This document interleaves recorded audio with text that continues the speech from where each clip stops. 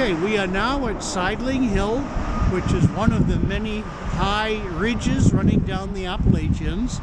The Indians that lived in this part of the world called these the Endless Mountains because you can trace these ridges for hundreds of miles.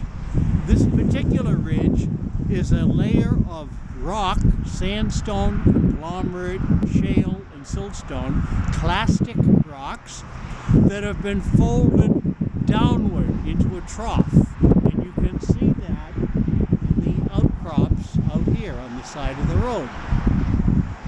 The rocks themselves are, as I say, all clastic, and this actually is a record in the rock of the history of what was going on 100 miles to the east of here.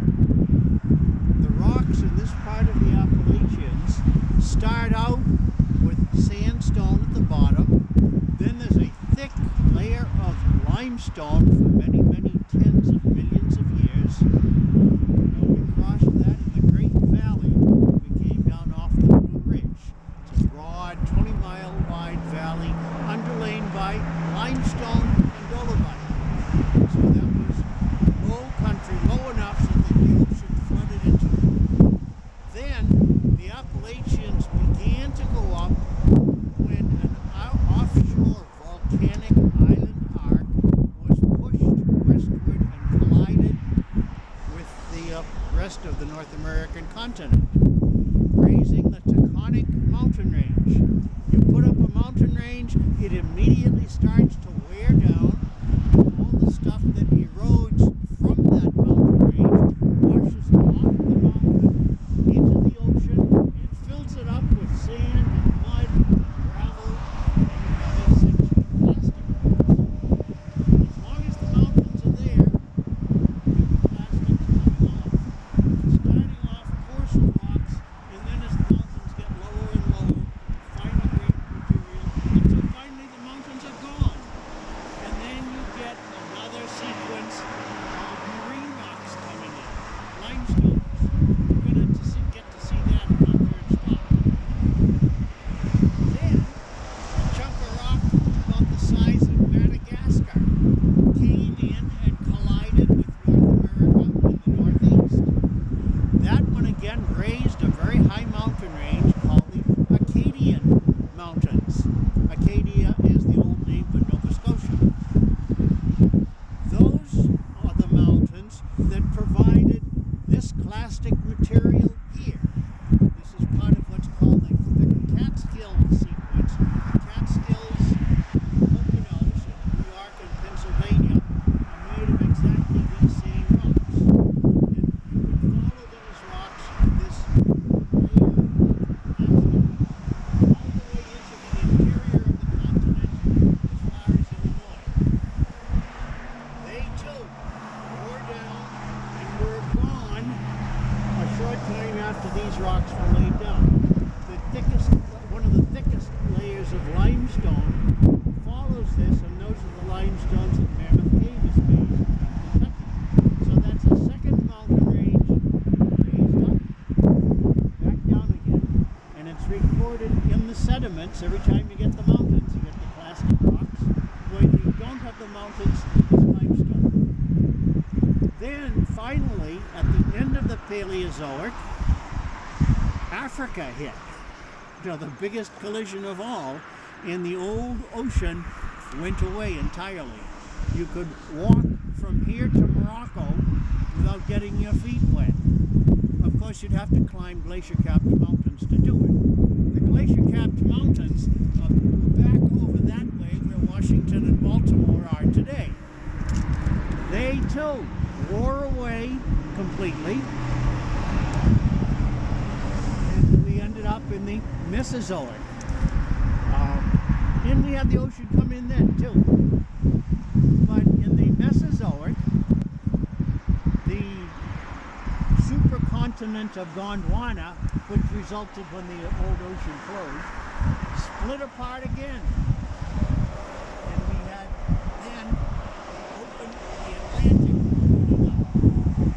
Okay, now these particular rocks in here, up on the top there is quartz ridge rich sandstone and conglomerate. We can't get up there. Well, I suppose we could hike up the ridge here, but we'd never get the rest of the field trip done if we did that. Oddly enough, before you think about it, this is a down fold. We're in the trough of the fold here, where it's folded like this. And you can see the rocks dipping back this way on the far side, dipping this way here, and at the lowest point in the middle. It's a down fold, but it's a ridge. Okay, why is that the case? It's counterintuitive. The reason is because of the down fold, the most resistant rocks, which are right at the very top of the ridge here, were low enough so that they were preserved, and because they were preserved and are the hardest, they wear down the most slowly, and so they make the ridge. Where the rocks were folded up, softer rocks were brought to the surface, and they wore down faster, and so you have valleys on either side. Now, one very interesting thing here, immediately across from us, just up the slope from that blue sign on the other side, you can see a layer of darker rock there.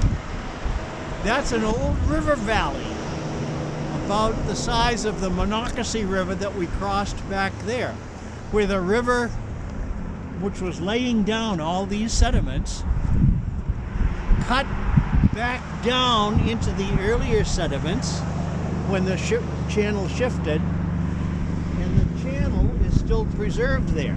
The river then moved again, filled up the old channel with new sediments, and that's the channel filling that you see over there. Now, the fact that these rocks are so well and obviously bedded indicates the conditions here were not constant. If this were deep sea sediments, that doesn't change much.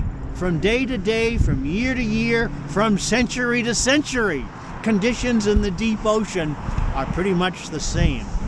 So you don't see very different layers. Here, we have all these different layers.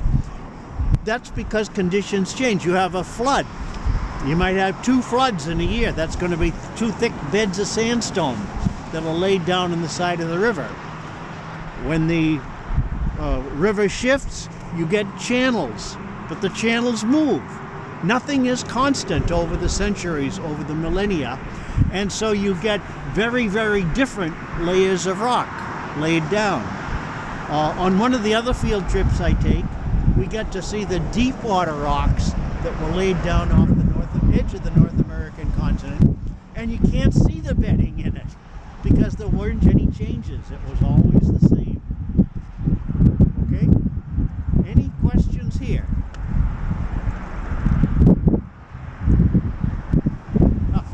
You can see, by the way, once you look at these rocks, you don't have to worry in identifying the rocks. You don't have to say, oh, is this aqueous, metamorphic, or sedimentary?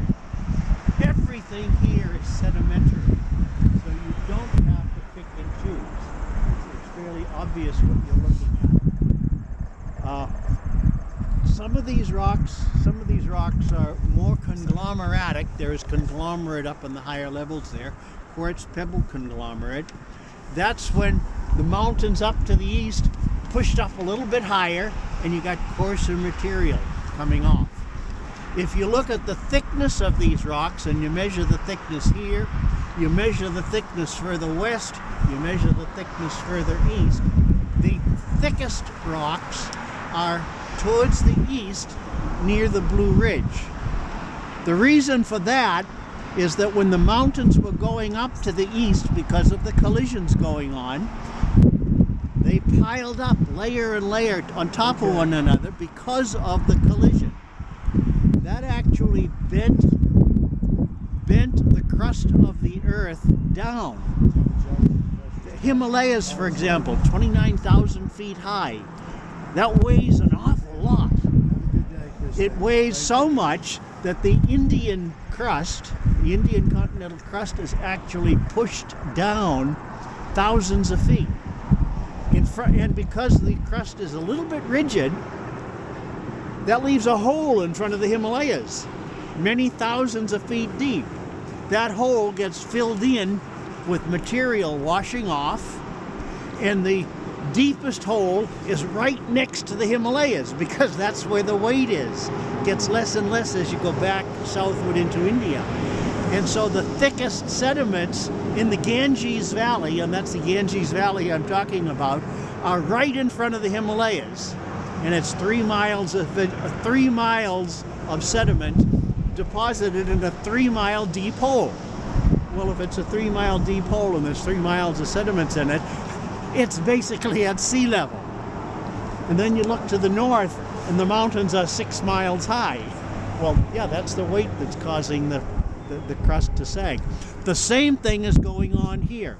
If you look at the sediments of the late Paleozoic, they are 2.5 miles thick now, and that's after you've worn a lot of them away.